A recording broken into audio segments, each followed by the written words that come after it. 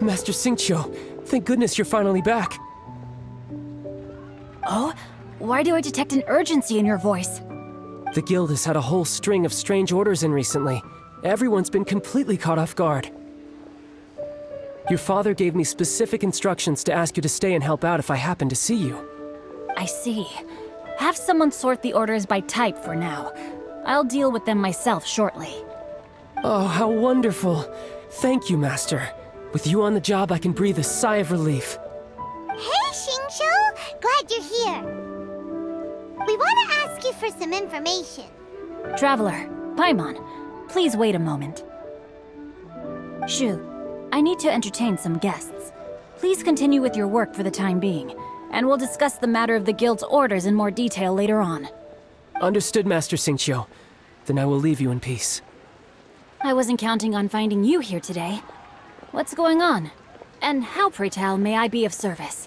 Xingqiu, have you ever heard of Sunset Vermilionite? Oh, I see. So you've entered Lady Ningguang's contest as well. As well? Do you mean... The truth is, the Feiyun Commerce Guild is in possession of some Sunset Vermilionite, but only one piece. We are holding it on behalf of someone who has asked us to put it up for auction, and a lot of interested parties have already come to us inquiring about the price. At the end of the day, it all comes down to supply and demand. In this case, I'm guessing the final transaction price may be in excess of 500 million mora. 500 million?! Honestly, I would recommend that you don't bother bidding on this one. The price is greatly inflated, and it's just not worth it. But without any Sunset Vermilionite... Don't panic. I don't suppose you ever heard of Sea Gazer? Who? Sea Gazer was once very close to Mountain Shaper, but if I am not mistaken, he has already passed away. Yes, precisely. I didn't know anyone else knew about him. According to records of drifting clouds, Sea Gazer once built an abode to store his rarest and most exquisite treasures, among which was some Sunset Vermilionite. After Sea Gazer passed, the abode was abandoned, and its location was lost to time. Luckily, I came into possession of a stack of folk history books just recently. They make some oblique references to this lost abode, and after cross-referencing them against each other, I'm now fairly certain that it is situated in the Lisha area. That's great!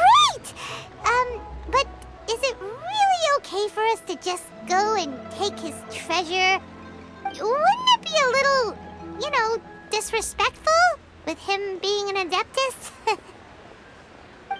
You needn't worry. As far as I understand, Sea Gazer was very open-minded.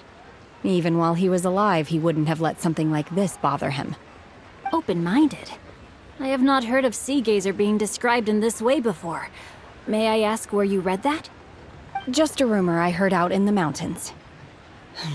All right then, let's go.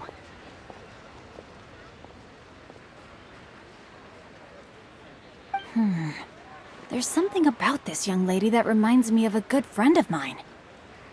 Oh, I almost forgot. Adepti abodes tend to have very ingenious designs, especially when it comes to their defense mechanisms. Plus, it's likely to be crawling with monsters after being abandoned for so long. So please, be very careful.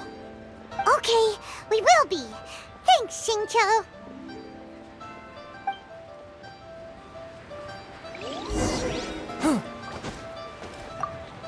It looks like the Jade Chamber rebuilding project will be fiercely competitive.